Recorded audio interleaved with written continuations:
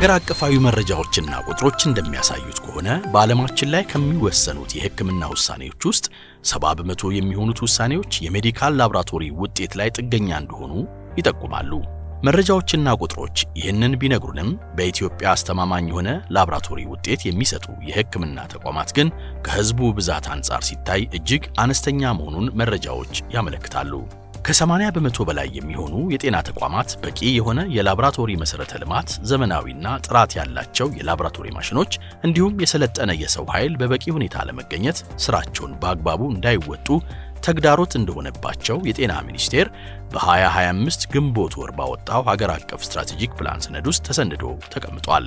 በአዲስ አበባ ውስጥ ብቻ በሚሊዮን የሚቆጠሩ ህሙማን ወደ ቀጣዩ ሕክምና ሂደታቸው ለማለፍ በላብራቶሪ ላይ ጥገኛ ቢሆኑም የጥራትና የላብራቶሪ ውጤትን በፍጥነት ያለማውጣት ወይም በውጤት መዘግየት ምክንያት በአጠቃላይ የታካሚዎች የሕክምና ሂደት ላይ መዘግየትን ያስከተለ መሆኑ በዚሁ ሰነድ ላይ ሰፍሯል። BMC ሄልዝ ሰርቪስ በተባለ አጥኚ ቡድን በ2019 የተሰራው የጥናት ውጤት እንደሚያመለክተው በኢትዮጵያ ውስጥ ካሉት ሐኪሞች 50% የሚሆኑት ብቻ በሚያገኙት የላብራቶሪ ውጤት ጥራትና ፍጥነት ደስተኛ መሆናቸውን ያሳያል።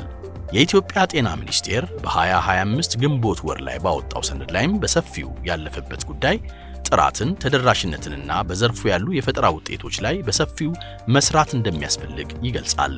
እንዲሁም በመንግስትና በግል ጤና ተቋማት በዚህ ጉዳይ ላይ የሚታዩት ክፍተቶች መሞላት እንዳለባቸውም አጽንኦት ሰጥቶታል። በመሆኑም ከ120 ሚሊዮን ህዝብ በላይ በሚኖርባት ሀገራችን ኢትዮጵያ ከላይ የጠቀስናቸውና ሌሎችም በጤና ዘርፉ ላይ የሚታዩ ክፍተቶች እንደሚያሳዩት ጥራት ያለው የላብራቶሪ ውጤት በሚፈለገው ፍጥነት ማድረስ መቻል ለሀገራችን፣ ለህዝባችን እንዲሁም ለጤናው ዘርፍ ትልቅ እፎይታን የሚሰጥ መሆኑ ሳይታለም የተፈታ ነው።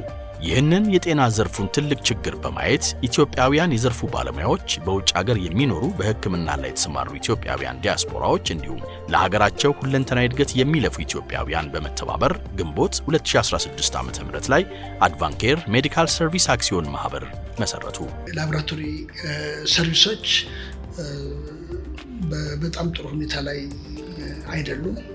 ስለዚህ አድቫንኬር የሚያስፈልግበት የሱ መሰል ላብራቶሪዎች የሚያስፈልጉበት ምክንያት አንድ አኩሬት እና ሪላያብል የሆነ ላብራቶሪ ዳያግኖሲስ ያስፈልጋል። ያም ሊመጣ የሚችለው በኳሊቲ ኮንትሮል በሆነ መንገድ ነው።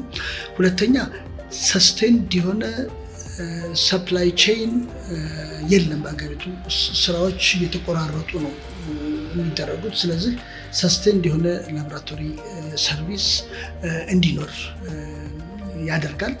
ሶስተኛ በኢን ሰርቪስ ዌል ትሬንድ የሆኑ ኢነርጄቲክ የሆኑ ላብራቶሪ ፐርሶኔል ለማግኘት ያስችላል። ፓቶሎጂ ሰርቪስ በአሁኑ ዘመን ካንሰር እየበዛ የመጣበት ዘመን ነው። አሁን በጤና ጥበቃ መረጃ መሰረት ከ2010 እስከ 2019 የካንሰር መጠን በጣም እንደጨመረ ሪፖርቱ ይገልጻል። አድቫንኬር ከሚሰጣቸው ምርመራዎች ሳይቶፓቶሎጂ፣ ሂስቶፓቶሎጂ እና ሞለኪውላር ፓቶሎጂ ያካትታል። እነዚህን ዳያግኖስቲክ ቴክኒኮች ያሟላ ካቲንግ ኤጅ የሆነ ስቴት ኦፍ ዘ አርት የሆኑ ዳያግኖስቲክ ቴክኒኮችን ያቀርባል።